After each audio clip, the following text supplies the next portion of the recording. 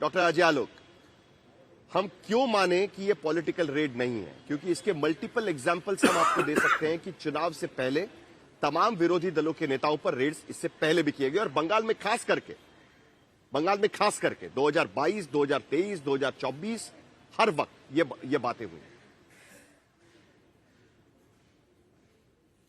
देखिए, रेड तो पॉलिटिकल नहीं थी, लेकिन ममता बनर्जी ने इसको इंटेंशनली पॉलिटिकल रेड बना दिया है। ये केस कोई आज का तो नहीं है, 2021 से ये केस चल रहा है। ये मांझी साहब जो है कोल सिंडिकेट के माफिया दी ग्रेट, इनके तत्वाधान में बिल्कुल ऑर्गेनाइज तरीके से ईस्टर्न कोल माइंस के लीज के दिए हुए जितने थे उसमें इलीगल एक्सकवेशन, इलीगल माइनिंग के आरोप हैं, मनी लॉन्ड्रिंग है, उसके एविडेंस हैं क्लियर कट। तो ये कोई नया रेड तो नहीं है। इसी केस के सिलसिले में अभिषेक बैनर्जी की पत्नी से भी पूछताछ हो चुकी है, सीबीआई कर चुकी है। और ये केस सिर्फ सीबीआई नहीं कर रही है, सीबीआई और ईडी दोनों कर रही है। ईडी तब इन्वॉल्व हुई जब मनी लॉन्ड्रिंग सामने आई कि गोवा के इलेक्शन में और बाकी सब जगह पे इसमें पैसे हैं। तो ये जो ममता दीदी जिन्होंने आज किया है, ये वो सोची समझी स्ट्रैटेजी है।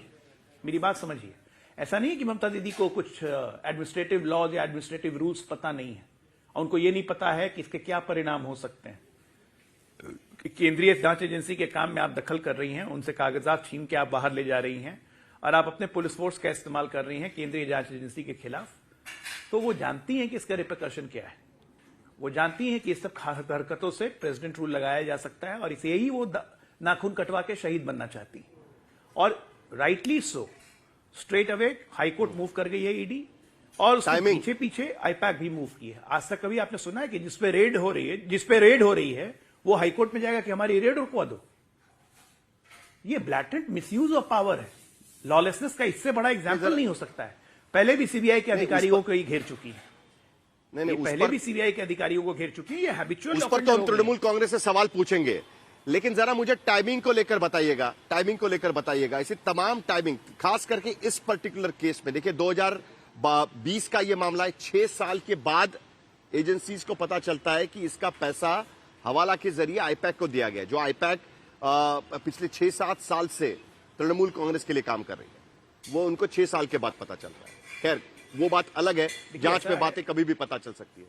लेकिन बराबर विधानसभा चुनाव के पहले अभिषेक बैनर्जी को लपेटे में लिया जाता है, लोकसभा चुनाव के पहले उनकी पत्नी को लपेटे में लिया जाता है। जाहिर सी बात है, उसको लेकर सवाल पूछना लाजमी है। तृणमूल कांग्रेस इस बात को लेकर सवाल पूछ रही है कि अब विधानसभा चुनाव दोबारा आ गए, अब आप आईपैक का एंगल उसमें ढूंढने की कोशिश कर रहे हैं।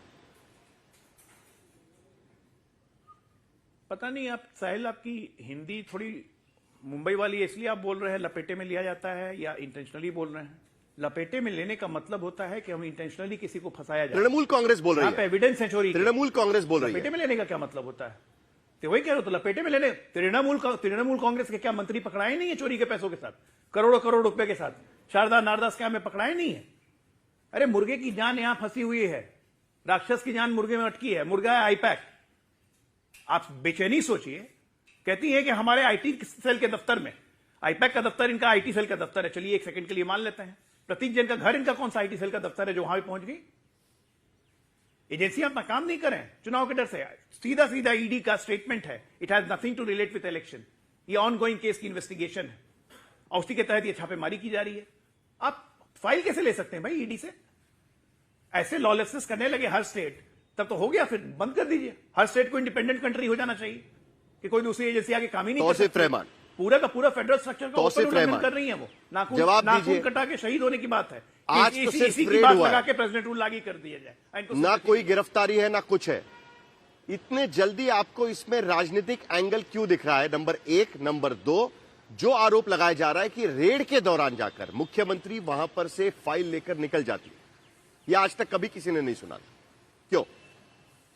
नमस्कार साहिल जी। और आपने तो मेरा काम आसान कर दिया साहिल भाई। मैं आपके ऊपर बिल्कुल ये तोहमत नहीं लगाऊंगा कि आपने मेरा काम आसान कर दिया। सही बात है, तृणमूल कांग्रेस कह रही थी। और अजय भाई, पता नहीं अजय भाई इतना गुस्सा क्यों हो रहे हैं?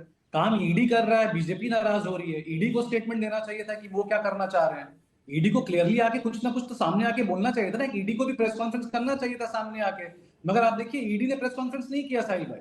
बीजेपी की तरफ से एक स्टेटमेंट जारी हुआ है, वो स्टेटमेंट जारी करके कह रहे हैं कि क्यों ईडी वहां गई थी, ईडी को ऐसे नहीं रोकना चाहिए था। ईडी कोई गोद पीता हुआ बच्चा है साहिल भाई, 9 महीने का? कि उसको अभी भी लैक्टोजिन 1-2 या पॉरेज खिलाना है उसको? ईडी अपना काम कर रहा है तो उसको करने दीजिए।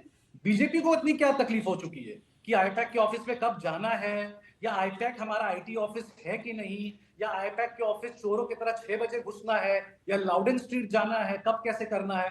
साहिल भाई, हमारा तो एक सिंपल सा मानना है, जो तो ही करो हमला आभार जीत बे बांग्ला। आपको जितना हमला करना कर दीजिए। आज तो ये साबित हो ये गया ईडी है का ट्वीट कि है। कल सुनिए तौसीफ भाई, टोकिए मत, तौसीफ मैंने आपको नहीं टोका। स्टेटमेंट है तौसीफ भाई, टोकिए मत अजय भाई प्लीज। ये आज ईडी तक का के प्रोग्राम ऑफिशियल को स्टेटमेंट खराब मत बता रहा करिए, हूं आपको। खराब मत करिए चैट प्लीज। अरे ईडी का ऑफिशियल रुक जाइए। स्टेटमेंट है, आप कह रहे हो ईडी ने कोई स्टेटमेंट नहीं दी है। ये ईडी का अरे ऑफिशियल रुकिए ना, स्टेटमेंट आप है, पता करके आइए ना। अरे क्यों बुरा लग रहा है? कैसे बोल दिया आप आपने ईडी ने ईडी कोई से स्टेटमेंट हैं, नहीं दी है?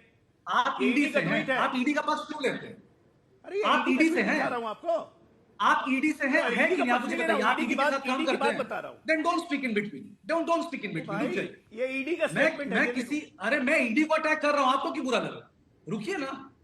अरे आप लोग इलेक्शन कमीशन का बुरा मान जाते हैं, ईडी का बुरा मान जाते हैं। खरीद लिया आपने ईडी को। अब मेरी बात सुनिए, जब ईडी इंटर कर रही है, साहिल भाई मुझे आप ये बताइए, 6 साल पुराना केस है, प्रतीक जैन को एक शो कॉज नोटिस नहीं किया, प्रतीक जैन को निजाम पैलेस नहीं बुलाया गया बातचीत करने के लिए, क्योंकि ईडी तो इलेक्शन से पहले हमेशा ऐसे ही करती है।